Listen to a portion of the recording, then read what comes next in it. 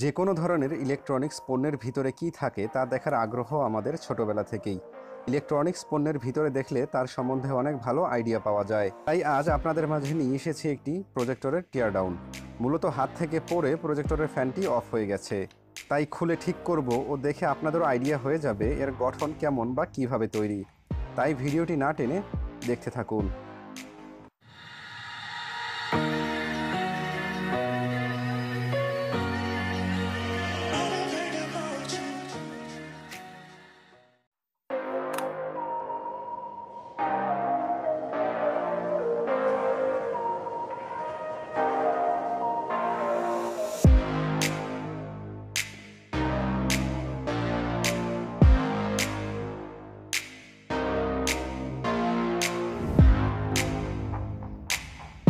Projector সার্কিটটি 3টি স্ক্রুয়ের মাধ্যমে আটকানো রয়েছে, তবে সবার আগে ডিসপ্লে র্যাবনটি খুলে তারপর স্ক্রুগুলো খুলতে হবে। ফ্যানটি দেখে যা বুঝলাম এর পাখা কয়েল থেকে কিছুটা উপরে উঠে গেছে। পাখা একটু চাপ দিয়ে লাগিয়ে দিলেই আশা করি ফ্যানটি চলবে। তবে এখানে একটি ব্যাপার হলো, ফ্যানের এয়ারফ্লো থাকার কথা বাল্বের হিটসিঙ্ক বরাবর, যা এখানে উপর দিকে দেয়া রয়েছে, তার মানে ফ্যানটি উল্টো করে লাগানো। তাই এটাকে খুলে ঠিক করে লাগাতে হবে। আপনারা ইতিমধ্যেই দেখতে পেলেন প্রজেক্টরের পাওয়ার অন করেছি, কিন্তু ফ্যানটি ঘুরছে না। এভাবে কিছুক্ষণ চলার পর প্রজেক্টরটি অনেক গরম হয়ে যাবে ও টেম্পারেচার সেন্সর তা ডিটেক্ট করে প্রজেক্টরটিকে অফ করে দিবে। তাই ফ্যানটিকে ঠিক করা ও ঠিকভাবে লাগানো জরুরি। তাই দেখতে থাকুন কিভাবে এটি ঠিক করি।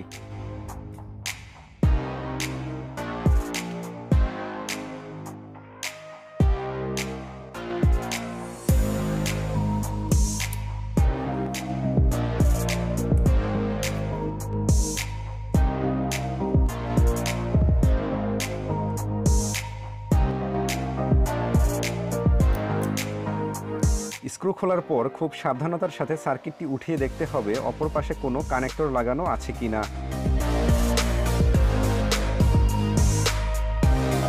দেখতে পাচ্ছেন এখানে একটি কানেক্টর লাগানো আছে। এটি মূলত একটি স্পিকার কানেক্টর। কানেক্টরটিকে খুলে ফেলতে হবে। আপনারা প্রজেক্টরের সার্কিট বোর্ডটি দেখতে পাচ্ছেন। কম দামি ও কম রেজুলেশনের হওয়ায় খুব অল্প কম্পোনেন্টের মাধ্যমেই তৈরি করা হয়েছে সার্কিটটি। দামি প্রজেক্টরের সার্কিটগুলোতে আরও অনেক বেশি কম্পোনেন্ট থাকে। ফ্যানটি খোলার চেষ্টা করছি কিন্তু খুলছে না। আসলে এটি খোলার জন্য সার্কিটের নিচের কালো প্লাস্টিক অংশটিও খুলতে হবে। তারপর হিটসিঙ্কটিকে খুলতে হবে।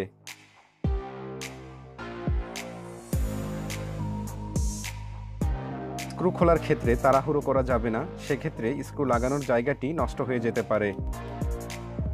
এখানে দেখে ভেবেছিলাম এটি হয়তো আয়ার ব্লাস্টার হবে রিমোট কানেকশনের জন্য, কিন্তু আসলে এখানে কোনো আয়ার ব্লাস্টার নেই। মূলত একই ডিজাইনের আরও একটি মডেল আছে যেটাতে রিমোট কাজ করে। এবার আপনারা দেখতে পাচ্ছেন প্রজেক্টরের মেইন মেকানিজম।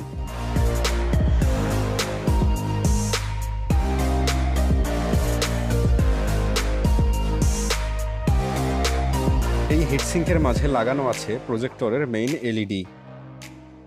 তারপর দুটি ম্যাগনিফাইং গ্লাস ব্যবহার করা হয়েছে, যা আলোকে উজ্জ্বল করে ও ডিসপ্লেতে ফোকাস করে। তারপর দেখতে পাচ্ছেন এর ডিসপ্লে। তারপর দেয়া আছে একটি ফ্রেজনেল লেন্স ও একটি আয়না। ডিসপ্লের ছবি বা ভিডিও আয়না থেকে প্রতিফলিত হয়ে প্রজেক্টরের লেন্সের মাধ্যমে বাহিরে যায়। এটি কাচের আয়না ও অনেক বেশি স্বচ্ছ। এবার সার্কিটের ক্লোজ লুক দেখুন। আমি ইউটিউবে অনেক খোঁজাখুঁজি করেও এ ধরনের প্রজেক্টরের সার্কিটের ক্লোজ লুকের কোনো ভিডিও পাইনি। যে কোনো ইলেকট্রনিক্স প্রোডাক্টের সার্কিট দেখলে তার কোয়ালিটি সম্বন্ধে অনেক ভালো ধারণা পাওয়া যায়। তাই আমি সবসময় চেষ্টা করি আমি যে প্রোডাক্টগুলো রিভিউ করব তার টিয়ার ডাউন করার বা আপনাদের খুলে দেখানোর। তাই এসব দেখতে হলে আপনাদের সাবস্ক্রাইব করতে হবে আমার চ্যানেল টেক অ্যান্ড টিয়ার ডাউনে। তাই সাবস্ক্রাইব না করে থাকলে এখনই সাবস্ক্রাইব করুন ও বেল আইকনে ক্লিক করে রাখুন, যাতে নতুন কোনো ভিডিও আপলোড করলেই সাথে সাথে আপনারা খবর পেয়ে যান।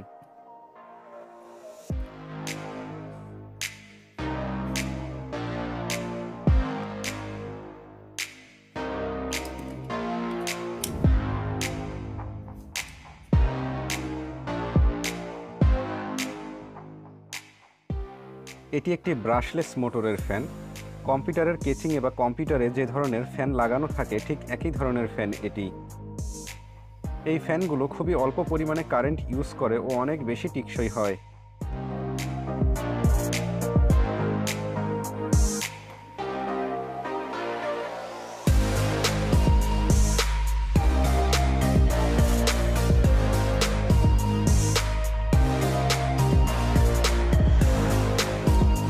এটি হচ্ছে এর টেম্পারেচার সেন্সর। যখন হিটসিঙ্কটি বা প্রজেক্টরটি অনেক বেশি গরম হয়ে যায় তখন এটি বুঝতে পারে ও প্রজেক্টরটিকে নিরাপদ রাখতে অটোমেটিক পাওয়ার অফ করে দেয়।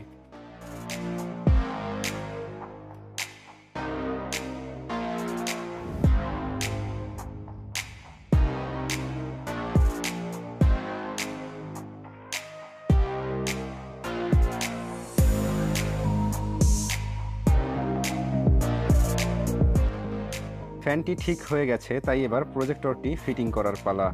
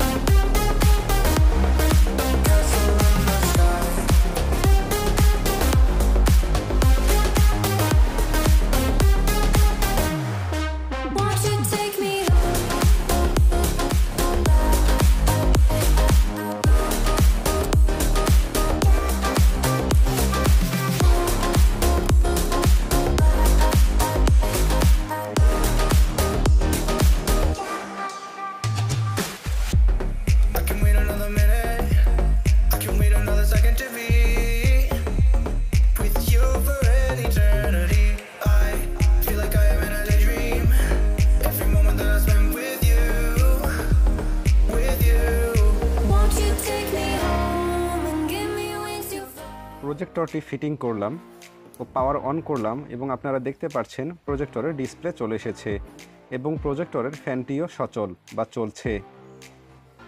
ধন্যবাদ সবাইকে এত সময় ধরে ভিডিওটি দেখার জন্য। ভিডিওটি ভালো লাগলে অবশ্যই লাইক দিবেন, কমেন্ট করবেন ও সবার মাঝে শেয়ার করবেন।